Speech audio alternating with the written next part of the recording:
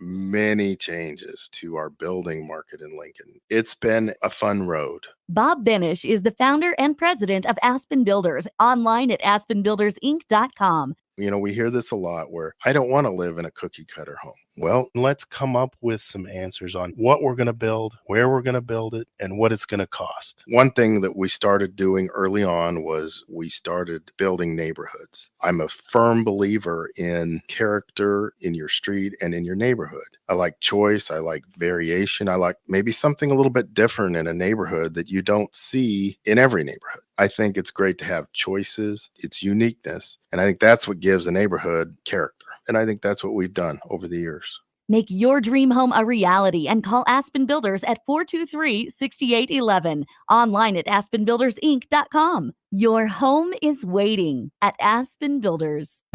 Weekly rap sessions with All-American quarterback Steve Taylor, Nebraska Football Hall of Famer. Blitz is on. Taylor picks it up. Fires. Touchdown, Nebraska.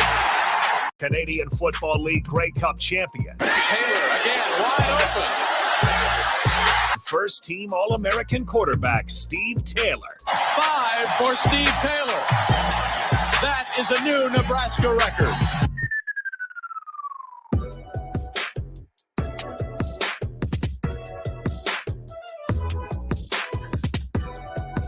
All right, we are live here from Ticket Studios on 93.7 The Ticket. I am Jake Balkovin, and Steve Taylor, of course, usually alongside me. He is busy today, so he called in one of his teammates, Tom Banderas, joining the show, the pride of Oak Grove, Missouri. Tom, how's it going? Oh, excellent. Whenever Steve needs a little backup, I'm always there for him, so everything's real good. Well, and I was very excited to be able to talk to you. Of course, you had a great career along with Steve back in the day. And then, of course, your sons came to play at the University of Nebraska as well. So we've got plenty to get into as far as that goes. But today's also kind of just a weird day in Husker athletics where there are reports of athletic director Trev Alberts potentially moving on and going to Texas A&M. Kind of talked to you before the show. You said you know Trev Alberts well enough, and so what are your kind of initial thoughts on potentially the move for Trev Alberts? Well, I think just probably echo what everybody's thinking right now, that the why. Everybody likes to know that, and we got some good things going. He's done a lot of good things here, and I thought he was happy. But and today. And again, this thing could be still a rumor. I know there's the old smoke, there's fire, but I don't mind anybody entertaining. If he thinks that it's advancement for him, they've got a lot of money down there at A&M and the SEC, and I can never blame a guy for wanting to do better. But I still would ask the why. I mean, he's seemingly done everything that he's set his sights on, and would get Nebraska back to prominence, and I think that's where everybody's at. That throwing a little curveball at him. Yeah, it's definitely, it was kind of shocking news to a lot of people waking up or just, logging onto Twitter and seeing that. I do want to say, though, it has been a very impressive run for him so far. If this is indeed the end, I think the red carpet experience to kind of help the underprivileged youth go to football games whilst, preserving the sellout streak. Was one of my favorite things that he's done. Of course, stadium expansion, the hiring of Matt Rule. So, I mean, a lot of these programs feel like they're headed in the right direction. And so, I know it's an easy day for a lot of people to maybe be upset at Trev or something like that. But if it is indeed the end, I think it was a very successful run. Oh, there's no doubt. I mean, he did his things like you had mentioned before, and really has us in a better position that we were. Especially where we had come from. But, again, it's kind of like that Frost deal, when he came in. Trev has a chance to be here for literally the rest of his life. Yeah. And really put his stamp on it. Not that he already hasn't. So, until I get the confirmation that it's 100% true, again, it's just hard to blame somebody for, continually trying to better their status wherever that is. The down comment would be is, at what point in time, and this is just for people in general, at what point in time is enough? If you're basically home, when's enough? So that would just be really my only question. Yeah, and I've seen that too, and I think you're right. I mean, I think part of the excitement of Trev doing so well was that you thought that he was home, that you would be able to keep him there. But I think you make a good point. I mean, there's and I see some people trying to figure out like, okay, he makes this amount of money. They just doubled his salary. Texas A&M comes in, so they've got to probably be well over. And their initial reports are it's a 5-year deal that will put him in the top 10 athletic directors in the nation, one of the top paid in the SEC. And again, I don't want to make it feel like it's all about money, but it is. I mean, that is a big deal. I mean, and I know, being wealthy is one thing, and then so you kind of think, well, if you're wealthy, then what's the point of moving on? But there's different levels. There's different. Like, there's no doubt. Yeah, I mean, there's a lot no more doubt. that you can do with a lot more money, and like you said too, maybe it's not just about money. Maybe this is a project, a something in his career that he sees as an improvement, or something that can help him, prove more in his own career. Yeah. No, there's no doubt that Trev, we can't crawl inside of him and know what his life goals are, right? I mean, everywhere he's touched, he seemed to have done a good job. So, if that's not here and he goes somewhere else, I wish him nothing but the best. The thing, of course, I'm not an NIL fan and things like that, but yeah, live, the Live golf tournament. Oh yeah. I mean, it just seems like that everything has just become about show me the money. Show me the money. So things like loyalty, and we can go on and on and on about things. You know what I mean? I wish that we kind of go back to the roots a little bit, going back to the when is enough. Yeah. Or are you constantly trying to just get the best paycheck you can, even if it means you may not be as happy there. So, those are just things that, each individual has to, take care of themselves. Yeah, it's definitely a different day and age. And I kind of, I'm kind of young enough and old enough at the same time to understand there was a time that, there was a lot more loyalty in college sports, particularly. I think I drew me in a little bit more because of that, because a lot of times if you're a Husker, you're a Husker, right? And there used to be a lot less transferring, whereas pro sports, once free agency hit and all that stuff, there was a lot of moving around. And now that's kind of hit college sports, but we can't deny that that's been in coaching for a long time in college sports. We've seen this from athletic directors before. I mean, Bill Byrne did the very same move. If it ends up being that way, he went from Nebraska to Texas A&M. And just now, I mean, just today, you've got Michigan hiring away an Ohio State running back coach. You've got former Vikings signing with the Packers. I mean, it all seems to be more of a bottom line business generation or era that we're in. And I know we would have liked to think that maybe there are a few exceptions, and Trev could have been one of those. But that's maybe where we are now. Kind of taking the focus off Trev and moving it toward Nebraska, who has an interim president right now, does not have a full-time president. And now potentially could be without an athletic director. But is that somewhat alarming to you, or do you think they've kind of taken their time on the president decision? But again, I think if at least for me, I feel like there's a lot of stability that Trev is leaving. If he is leaving, is it concerning to you that they wouldn't have those positions? No, not at all. I think we've got some nice pieces in place that that's just going to continue to run itself on the train. That stuff will take care of itself. Yeah. A lot of times I still think that the people underneath those power positions, I'll call them, there's a lot that goes on down there that, that they might get the credit for. Yeah. So the show will go on. We'll get somebody in there. Nebraska's still, in my opinion, a desired place to be, so I think we'll still continue to get people in here that can get the job done. And I think we're on the right trajectory. Yeah, I think so too. And obviously we've seen, one athletic director that made a big move was your former coach, Tom Osborne, to bring Nebraska to the Big Ten. And so, I mean, I think when we kind of think about the overall landscape, Nebraska is obviously in a good position in the Big Ten. There might be, and we've seen it with, I mentioned the president, Ted Carter, also leaving for Ohio State. There are a few schools around the nation that can probably still outbid Nebraska in the SEC and the Big Ten. But overall, Nebraska is, if we're going to be quite honest, is probably going to do the same to somebody else's college, and then they're going to be feeling the same type of way. So, it's just business. It's just the way that the world works, and so that's kind of the story of the day. I'm glad we were able to kind of start off and get your thoughts on that. I did want to also kind of get your thoughts on the first year of Matt Rule, of course, the hire from Trev Alberts.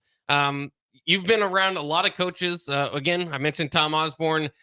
Your sons each played for, I think, 3 coaches total. So how do you see kind of Matt Rule in the program as he's got it going after year one? I'm real pleased. I really am. I'm a little disappointed in the season Yeah, as far as the sure. win-loss. But I mean, what I saw on the sidelines, what I saw in effort, that we hadn't seen the previous years, few years before that, is very encouraging. We just need to get a couple more of those, bouncy calls go our way. But we Yeah. we got our fair share. We should have had a little better win-loss record. I'm still going to come back with an 8-4. I mean, with the schedule we have early, I mean, Yeah. it should be a 6-1. So we just have to be able to finish. Those last 5 games look to be pretty tough.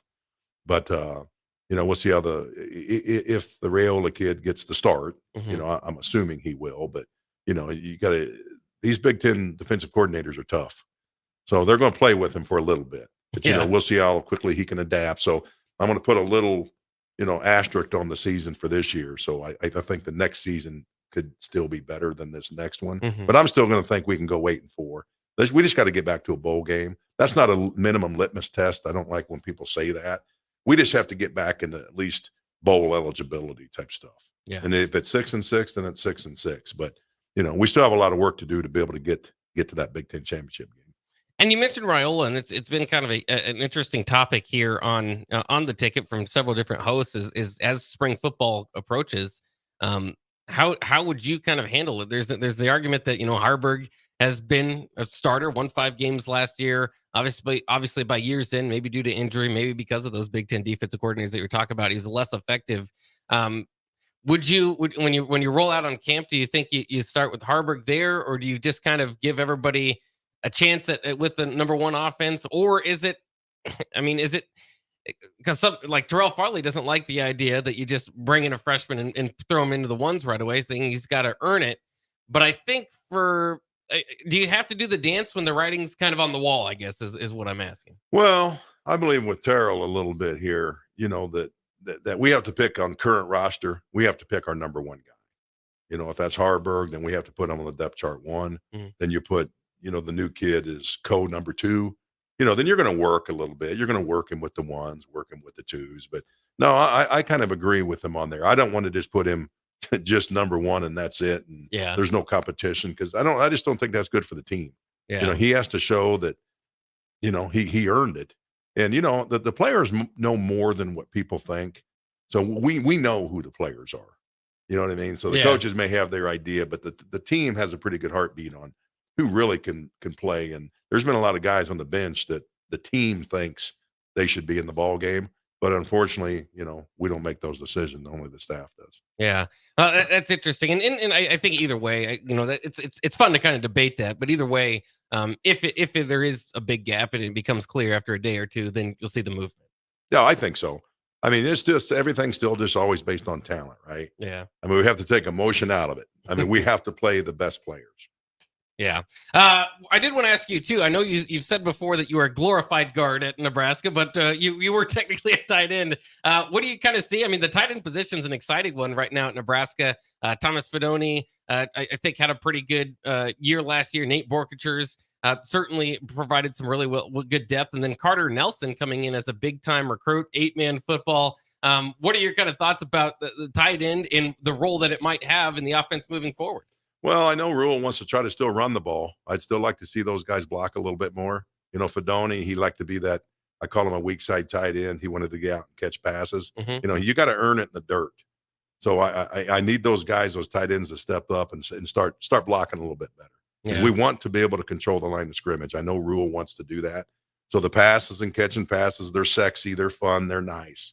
But yeah, they need to get down in the trenches a little bit more, in my opinion. But I guess now in today's offenses and the flexibility, you just bring in that backup guard, and you throw him over there. But, then it's a running play, right? Yeah. So, I just want a little bit, enhance that blocking a little bit. I think they're doing pretty well. Yeah, sure. It'll be an exciting year for the tight end group before Nebraska football altogether. He is Tom Banderas. I already screwed it up. He is Tom Banderas here on the weekly wrap sessions with All-American quarterback Steve Taylor. Once again, Steve out today. So he went and found a tag team partner, one of his former teammates, to come in and fill in for him today. We'll jump more into Tom's career as well as the career of his sons, Josh and Anthony. Everybody, all of them playing for the Huskers. So we'll talk about that coming up next year on 93.7 The Ticket. I'm Karen Carr. I've been a realtor for 31 years. When I made a company change 12 years ago, I chose Lincoln First Realty, now NP Dodge. It's the oldest independently owned realty company in the country.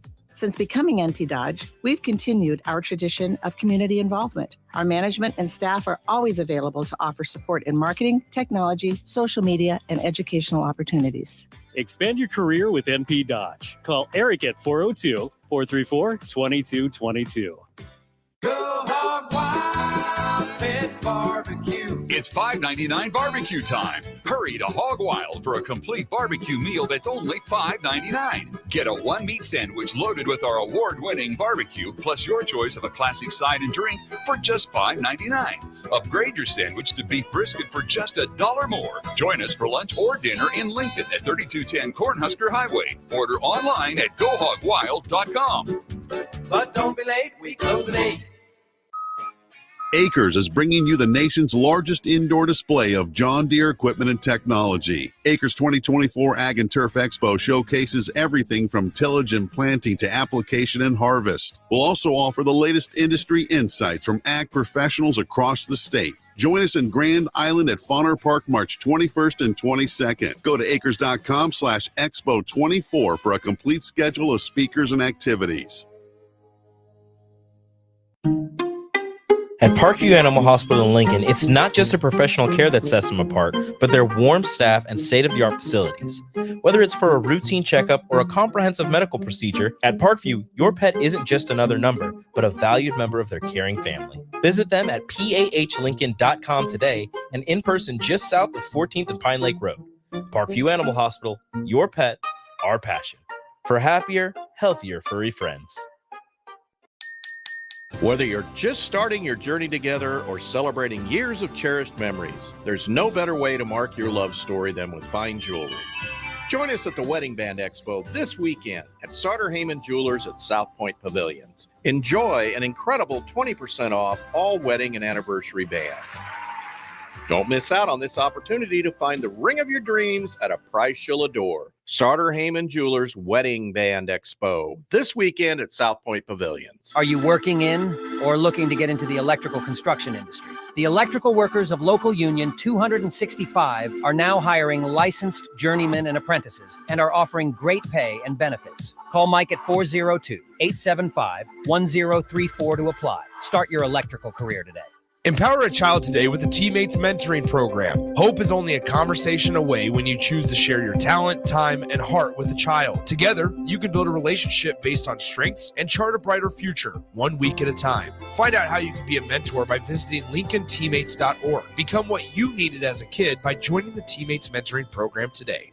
Biggest question people have is, how do I start the process? What is the process? I want to build a new home, but I don't know what the first step is. Bob Benish is the founder and president of Aspen Builders, online at aspenbuildersinc.com. The first step is make an appointment. Come on into my office. Let's sit around the table. Let's talk about what you're looking for, what your needs are, what your budget might be. And let's come up with some answers on what we're going to build, where we're going to build it, and what it's going to cost. So now is really the time to be contacting us to get an appointment to get the job done before school starts. Once you find a good lot, let's get it reserved because there's a very limited number of lots in this town. And then start designing that floor plan that's going to be perfect for you. Next thing you know, we're moving dirt. Make your dream home a reality and call Aspen Builders at 423-6811. Online at aspenbuildersinc.com. Your home is waiting at Aspen Builders. Hello?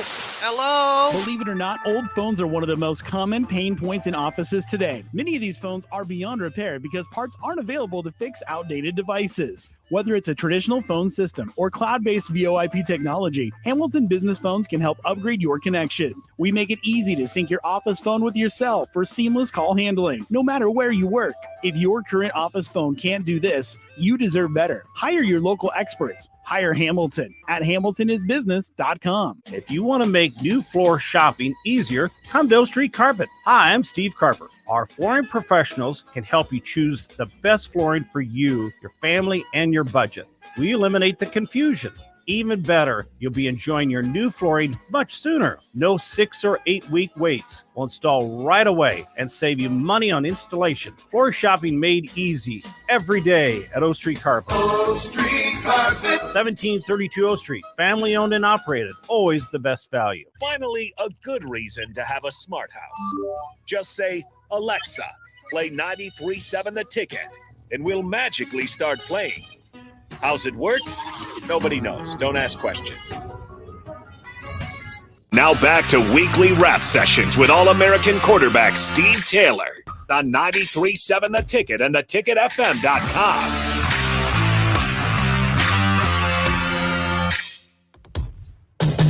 We are back here from 1040 O Street, studios of 93.7 The Ticket. I'm Jake Bachman, and this is Weekly Rap Sessions with All-American quarterback Steve Taylor. Steve, a little bit busy today, so we reached out to a former teammate, former Husker legend Tom Banderas, joining the program. We talked a little bit about the news today. Trev Alberts linked to the Texas A&M athletic director job. Not official, but there's a lot of reports. So hang tight, I suppose, if you're a Nebraska fan. We also talked a little bit about the current program. Now I want to talk to Tom about his career and, of course, the career of his sons who went on to play at Nebraska as well. Tom, we'll start with yourself. From Oak Grove, Missouri, what's kind of your recruiting story? How did you get to Nebraska?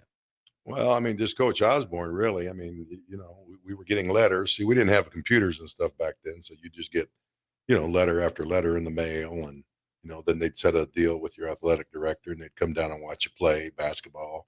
You know, Coach Charlie McBride was the recruiter in Kansas City area, so he'd always come down and he'd meet with me and my dad. You know, him and my dad were kind of birds of a feather, same type of blue collar type men. And so just got to know each other well. And I didn't really know much about college football, actually, at that time. I was a pro football fan. Sure. I played all the sports in high school, and I really didn't even think about it, to be honest with you. Finally, you know, my senior year in high school, my coach, he had kept all the letters that were sent to the school, disclosed them to me, and said, hey, these teams want you to come and play football for them, and, you know, they'll pay for your school. That's kind of what it was then. We didn't have 5 stars, 3 stars, 2 stars. You know, you're getting a blue chip magazine. That was a regional thing, you know, and that's kind of how it started. You know, then we just kept going, and Coach Osborne came down, and, you know, then I learned a little bit more about who Nebraska was, and I was just like, geez, you know, we win every game there. We're going to be playing for the national championship for the most part. Yeah. You know what I mean? So it was still close for my dad. You know, I had Notre Dame and USC and Texas, but I wanted my dad. All the big. Yeah. Oh yeah. After, No. Yeah. We had some nice times and nice visits, but I wanted to kind of ultimately stay close to my dad. You know, it's only a 3-hour drive, could come up and watch every game. Sure. You know, that's really the ultimate. And then, of course, that wasn't too bad because, you know, Nebraska was, you know, top 5 Yeah. all the time. So, you know, it ended up being good. Really no regrets. Had I went to Missouri, I probably could have caught, you know, 50, 60 balls a year. You know, I knew when I came here that I was going to be, again, that glorified guard. And but because that's what we did, right? I mean, you know, lead the nation in rushing or top 3 and things like that. But, you know, you learn to embellish it and love it. And that was part of our system. And, you know, I got just enough balls thrown to me that kept me satisfied. Yeah. I mean, your career numbers are fascinating just in general. The touchdown to reception ratio of 16 receptions, 10 touchdowns, including 8 receptions, 6 touchdowns in your senior season. And some of those thrown by Steve, right? Yeah, absolutely. And Clete Blakeman, you know, Blakeman, big sure. head ref in the NFL now. Yeah, those were the 2 quarterbacks. So between them, you know, we got it done. So it was fun. Story I always told Coach Osborne, don't throw me the ball unless I'm in the end zone. So I didn't want to catch it and run 50 yards or anything like that. So, you know, so it was a good time. If I saw Coach Osborne, matter of fact, just about a month ago, and I always tell him every time I see him, you know, the old hindsight is 20/20. But if I had to do it again, I think I would come right back to Nebraska and have the same story. Yeah, absolutely. And, you know, again, with what ended up being a kind of a Banderas family legacy here at Nebraska, that was quite a recruiting trip when you look like a recruiting get when you look back at it. Yeah. It's kind of fun to kind of do that. So when you came here, was it 1985 was your first year? 1983. 1983, okay. Yes. 83, 87 playing years. You know, back then we still had freshman football. Okay, yeah. So we played freshman ball, you know, scout team dummies. Then that second year, we were redshirted. So that was fun. They said that, in your third year, you'd be a redshirt sophomore. And they said, if you're pretty good, you're going to get a chance to play for 3 years, Mm. And then most of you got to play for 2 years. And then, we've got All-Americans. I tell, if I could talk to these walk-ons and Scholarly guys that come in, we've got All-Americans and that went to the pros that only started really 1 year for the University of Nebraska. Oh, yeah. So they got to keep that in mind. I know, again, everybody wants it now, and these kids come in, and if I don't play as freshman, I want to transfer. All that stuff in my mind has to stop a little bit, because I just don't think it serves them well just for life in general when football's over. Yeah. So yeah. Yeah, no, just a wonderful experience. Did you ever have trying times? Most players say they do at one point where you think maybe this isn't for me. Oh, I think just the first year. Yeah. I knew I loved football, but it was just the first year. It's just stressful. And a lot of these guys that leave in that first year, we call it being close to mama. If they're from California or not within a driving distance, it is really hard, because, you were the man in high school and you probably didn't have many classes left, and they were a little bit easier. Now you have to transition to, up here where you're playing with guys that are 20, 21, 22, and you might only be 17, 18. Then you have the school schedule, then you have the practice and study hall. And, it was more like a regimen, that you never had in high school. So, it's just not easy. A guy might've been away from his girlfriend or, so you have to really, really have your mind right. Probably something that Josh never had to deal with per se, because he was just right downtown. So when he went down to the university, he knew half the freshmen just from the area high schools, right? Yeah. So it was probably a little bit easier transition, but I had lost a little weight and got a little lighter. And I remember Coach Huey said that, kind of after my freshman year he said, you're going to need to put on some weight to play here, because I was just down to about maybe 225. Mm-hmm. So, I got up to about 250, and then things started clicking for me. Yeah. Then you get comfortable, and then you take off. In your time here at Nebraska, what was, you can kind of think about like your biggest game, but it's interesting the different eras that you go through. What was kind of the prevailing thought? Obviously, like you said, Nebraska, a top 5 team. But I guess who was the biggest rivalry that you guys kind of look forward to year in and year out? Still at this point, Oklahoma? Oh, absolutely. Yeah. Yeah. There's no doubt. Oklahoma State reared up a little bit during my tenure, and with Thurman Thomas and Barry Sanders and them, but they didn't prove to be able to stand up to us in Oklahoma. But and that's kind of the unfortunate thing, why I would have liked the playoffs like today, because I think that the loser of that game still gets into the tournament. Yeah. You know what I mean? And then we could have done a lot there, I think. Kind of like the Ohio State, Michigan of today. Yeah, I would say so. Or the Georgia, Alabama. That's what it was in the mid 80s with Oklahoma. That we were always in the top 5, and it always came down to that, Thanksgiving showdown. Yeah, and I think that's too, like when we talk about the greatest of all time, Nick Saban has so many titles, and so it's kind of hard to argue, but you do think, like, if there's an extended playoff, not just for those years, but for all of Tom Osborne's years, I mean, they'd make the playoff more often than not, and then who knows, he could have probably had a few more championships if they had extended playoffs back then. Oh, there's no doubt. I could name really, we've talked about this for years, but I could name 4 plays. 4 plays that I think we could have 3 more national championships. Yeah. Just with 4 plays, not quarters, not games. Yeah. Just 4 individual plays. So, I mean, we were very, very close, but it was fun to beat on the door. When people say, well, Coach Osborne didn't win, I remind people, I said, no, it's different. Coach Osborne wasn't going 4-8. Yeah. Coach Osborne was getting criticized for not winning national championships, right? They were criticizing because he had too many 10-2 seasons. That's a far cry from 4-8 seasons. Yeah, it's very different than in obviously to today. And you mentioned it. I mean, there's guys that rode the pine and eventually, had 1 year and then they were off into the NFL the next year. As you look at the current roster, and obviously it's been 20 years of this, and it's moved quite a bit. The expectations. Is there?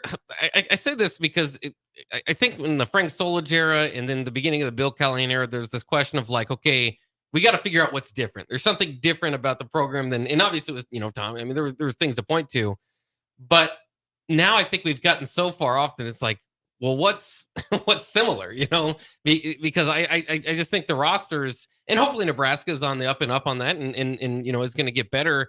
But like you said, I mean, these are top 5 teams, and we can see it when Nebraska went and played Michigan this past year. Like, it's like a different game they're playing out there. Yeah. I don't know. It's just all in turmoil right now, right? You got kids coming, kids going. Yeah. Back in my day, it's just apples and oranges because, when I went in the locker room in 1983, 90% of that roster was going to be there my 5th season. It just didn't turn over. Yeah. So that's just really the difference. I mean, these head coaches now, they have to be, psychologists, and you have to get guys from all over the country, and you have to get people that aren't number 1 on the depth chart. You're afraid to put them at number 4 to get them to see how they can work because they'll just leave on you. Yeah. So, I mean, it's pretty crazy right now. I mean, I don't know if that coaching position, they got to pay them guys a lot of money to put up with that stuff. Yeah. What did you think about yourself in this era? You don't think you'd enjoy it as much? Oh, yeah, I can't say that I'm a little bit jealous. Yeah. Or like Josh. I think Josh would have made some nice NL money just because he's the local kid. Sure. And things like that. So I'd have played the game that they put in front of me. Sure. But are you talking about competing wise or just the environment of what's going on with NIL and transfer portal? Yeah, just the environment that the college football's at. Well, I guess that's what they grow up with now, so I wouldn't have known any difference. Yeah. So these kids in high school now, they're just sitting there and what can we do to get NIL deals? And my main question for college players is, are we more concerned with getting NIL deals, or are we more concerned about what's going on the field? Yeah. So I don't know if there's that focus that I'd like to see sometimes. Obviously, your top teams right now have it, but I just worry about, the second team guy instead of trying to fight for first team. He's worried about it. Can I get a little NIL from, Hertz Donuts? Yeah. Or something like that. Yeah. So, it's just different, Yeah. and I got gray in the beard now. So now I remember when I was young and my dad goes, you kids are just different. Right. Yeah. So they're still the same kids for the era, I guess. Yeah. What is your favorite game, I suppose, from your career? Well, I would say the Missouri, 1987 Missouri. I caught 3 touchdown passes in that game, in front of a lot of home fans and home people. Tough to beat that. Yeah. I was offensive player of the week that week, so I really, that was be kind of a highlight for me, but just several games, I played against such tremendous people like, Bosworth and Troy Aikman and Kenny Norton Jr., and I could go on and on and on. I mean, the best defensive player I ever played against was Leslie O'Neal. He played at Oklahoma State, and, he's a Hall of Famer now. So, I mean, I could just, it's just really, really awesome. And hell, just my own teammates, like Taylor and Neil Smith and Broderick Thomas and Mark Mumford and Brian Davis. And, I mean, just plenty of fantastic players. And it was fun to practice against them because it just made me a lot better. Yeah, absolutely. And that was a staple of the older teams too. I mean, you got to go in there and practice against some really good teams. Before we get to kind of your sons and the kind of that evolution of your life and in the next step, what was the next step after Nebraska football? Well, my dad had owned a wrecking and demo company down in Kansas City. He had it for 30, 40 years. So I just said, hey, I'm just going to go down and work for my dad. So, I did that for about a couple of weeks, and, there at 6 a.m, had to close the gates at 7 p.m. And, we had a conversation that he wanted me to really use my head, and not my back. So he kind of talked me into that. So I came back up to here in the, athletic department. They had some ties with local businesses, and they got me hooked up with a guy named John Tatum, who played under Bud Wilkinson, had played center and nose guard for Oklahoma back in the 50s. And he was the general manager of Farm Bureau Insurance. So they said, just go visit with him. So, I went there and talked to John, and he became very influential in my life. He had passed away several years ago, but, now here I am, May 1st, I'll be with the Farm Bureau Insurance for 35 years. Wow. So really it's my only job. Yeah. And I loved it, and it was tailor-made for me. And it's pretty simple for me because I've really only had one job and one wife. Yeah. Well, there you go. Well, and it does, I mean, it's kind of funny because when I guess, being younger, I wasn't around for your playing days, so I wasn't quite familiar with the story. I just always kind of thought, when I think of the Banderas family, I think of Lincoln. And so when I was like doing my research and seeing you're from Missouri, it was kind of like, So I wonder why, because again, your family's kind of been a staple of Lincoln now. Right. Yeah, no doubt. Once I came over, I consider myself a Nebraskan now. I just love it up here. I'm glad I stayed, married a woman from Southeast High School, so I'm very familiar with Lincoln, raised the 3 kids here. Daughter went up and played UNO volleyball. Okay. When Trev was the AD. Oh, okay. So really got to really drill down with Trev then, because he'd bring his daughters to the game. And then of course, the little league through high school football, and Josh, seemed to excel in it. And we kind of do some of the recruiting and have some fun. Army All-American. And, oh yeah. And of course, Bo was down here. And I'll tell you a story real quick on Frost. Frost was a recruiting coordinator for here. He came in to see Josh. He was at Oregon. Oh, okay. And it was about the state track meet time. So Josh had won the 110 high hurdles, at 218 pounds or whatever. And Frost said he called O'Kelly up and said, "Hey, I just got this guy that just won the hurdles." And Kelly said, "Offer him right now." So Frost said he talked to Bo and said, "Hey, I know I'm in your territory, but we're going to offer this kid a scholarship." So, but it was already written, right? Once Nebraska offered, it was already written. He wasn't going to get out of here. Yeah. I mean, and I remember he was one of the bigger recruits and recruiting stories that year. And then certainly has been one of the best linebackers that Nebraska's had in the last, 10, 15 years. He had a real good career. He been a little hickeyed with injuries. Yeah. But for the statistics for snaps played, he's done very well here. Yeah. Let's take a quick break. We'll talk more about Josh, your son Josh, and your son Anthony as well, and your daughter. Now I didn't know that. So very athletic family, a lot of Nebraska ties. We'll do more of that with Tom Banderas in for Steve Taylor on Weekly Wrap Sessions with Steve Taylor. We'll be back after this. At Allo, we believe in the exceptional. From extraordinary whole home coverage to super fast speeds, our local teams are always on hand to make sure your service is running at top performance. Let go of lag, banish buffering, and enjoy outstanding service throughout your entire home. We believe in delivering nothing less than exceptional service, so that's exactly what we do. Visit us at allofiber.com to experience the exceptional.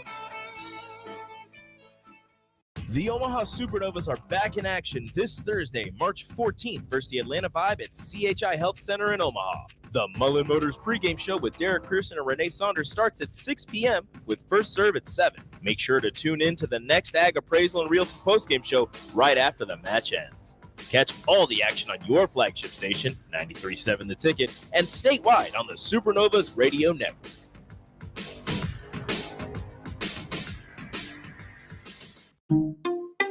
At Parkview Animal Hospital in Lincoln, it's not just a professional care that sets them apart, but their warm staff and state-of-the-art facilities. Whether it's for a routine checkup or a comprehensive medical procedure, at Parkview, your pet isn't just another number, but a valued member of their caring family. Visit them at pahlincoln.com today and in person just south of 14th and Pine Lake Road. Parkview Animal Hospital, your pet, our passion. For happier, healthier furry friends. Attention all Nebraska basketball fans.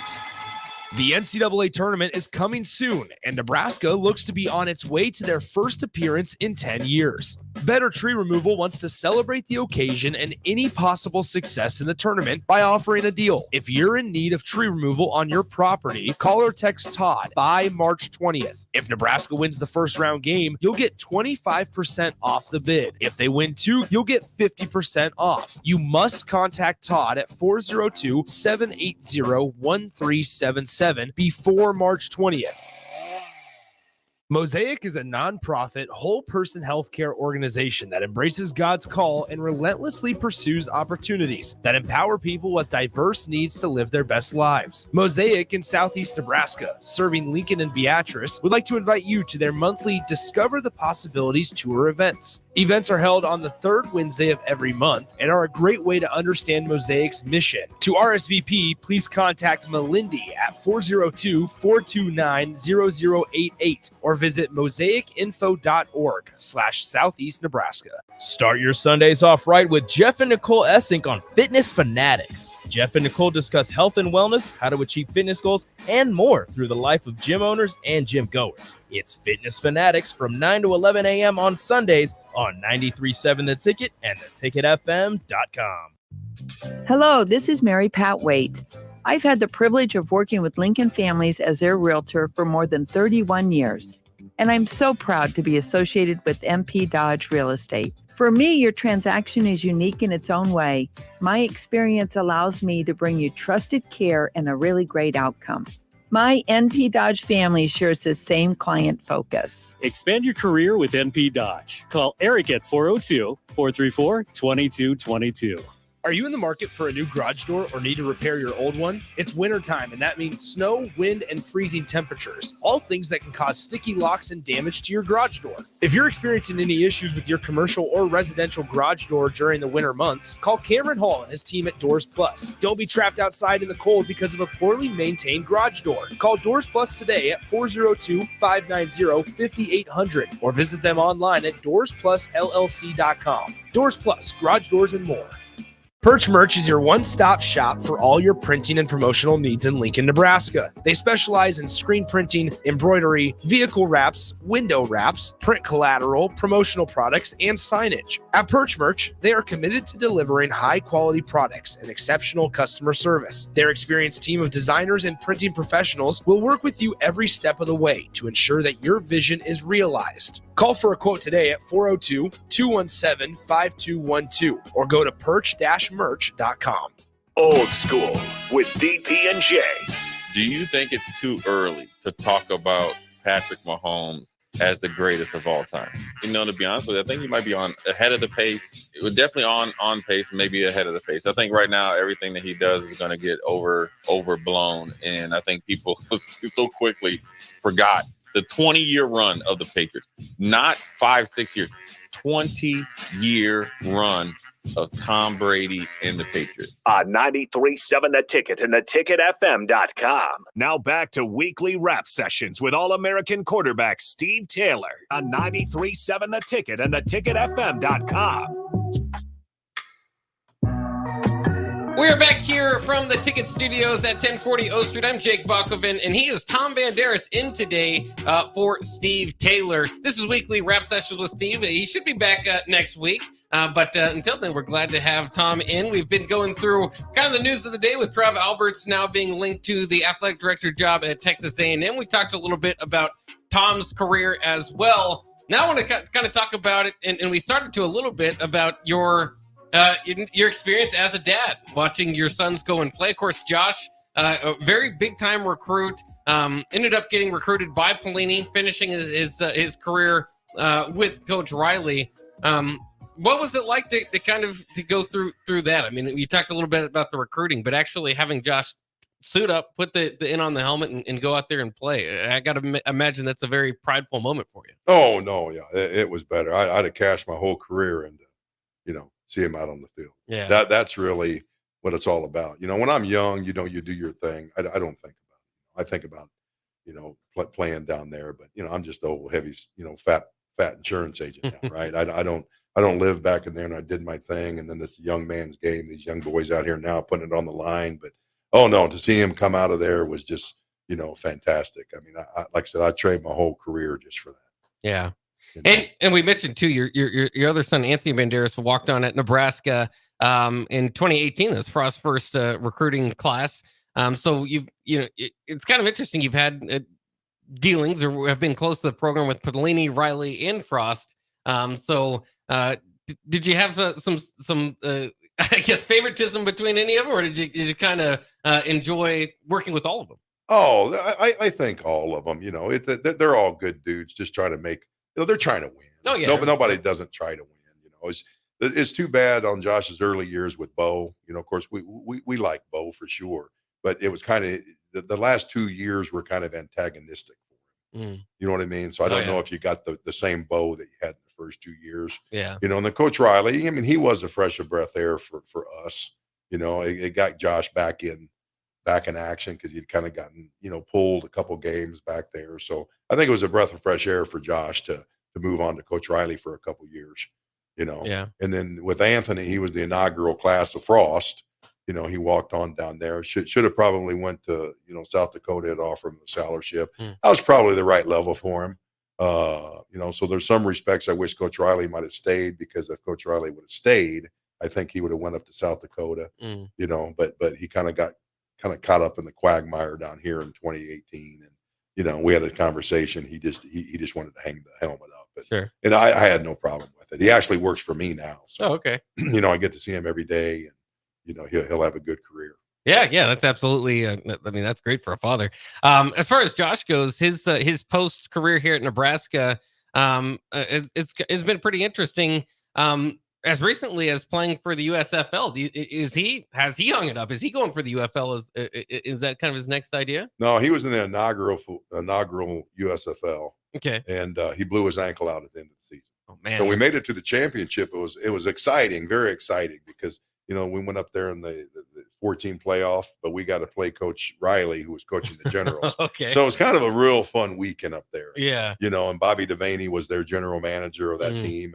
And then we lost in the finals to Birmingham Stallions. So it was very exciting. They did it up in Canton, right there at the Hall of Fame. And so a really good time. And then, he had hurt his ankle, and Strasburger put it back together and just said, it's time to retire. Oh, is it? So it was the decision was made for him. I think it was probably the right time, because he'd go out there and play for free if you let him. Yeah. You know what I mean? So it was time to hang it up. And now he's on to a business venture that should be very promising for him. And he's getting married in October. So, oh, wow. I think he's doing real well. Yeah. Very cool. And I also saw, was he an assistant coach at Oregon State for a minute? Yeah. He went out there with Coach Bray, he was working with the linebackers in there. I don't know what season that was, but a few seasons ago. Yeah. And they've been doing really, really well. It was too bad that Oregon State kind of got left out of this, and Jonathan Smith went to Michigan State. Then Trent Bray now's the head coach, but they're kind of no man's land right now. Yeah. Oregon State right now, Washington State.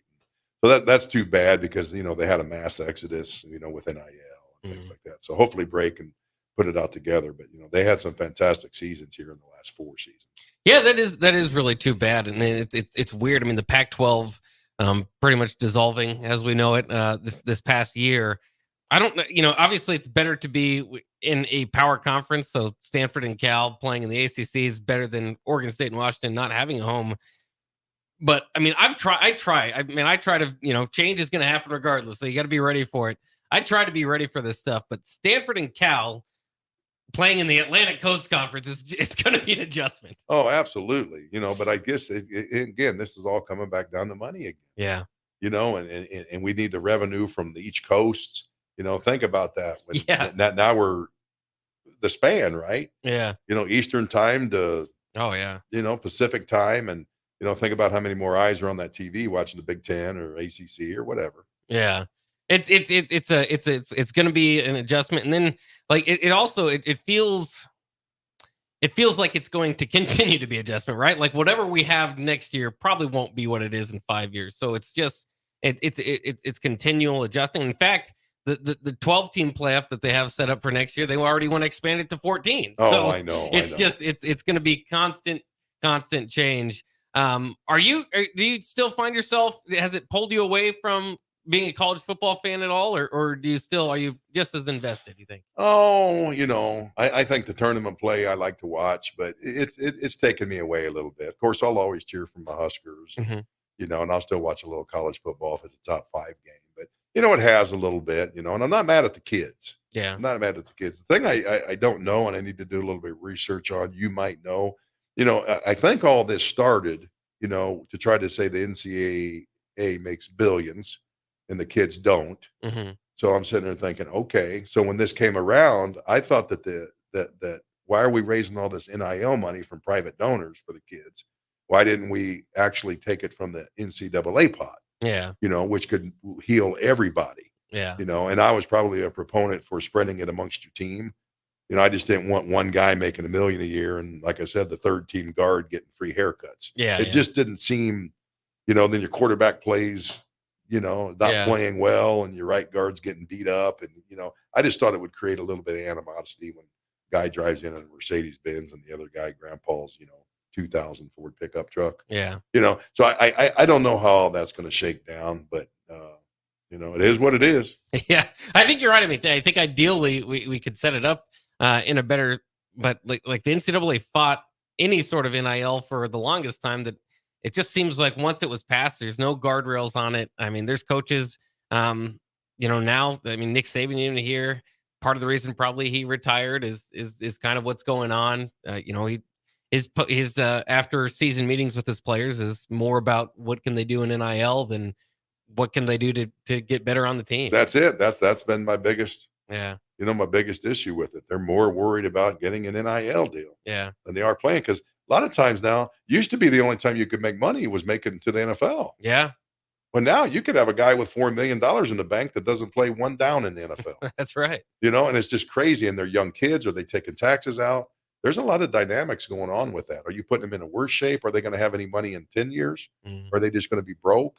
Are you putting, making them put some money back? I'm hoping this like 1890, they're kind of acting like an agent, kind of, if you will, and have some of these ducks in a row to where they're saying, hey, we got to talk to you about retirement. You're making all this money now and you're going to live another 60 years.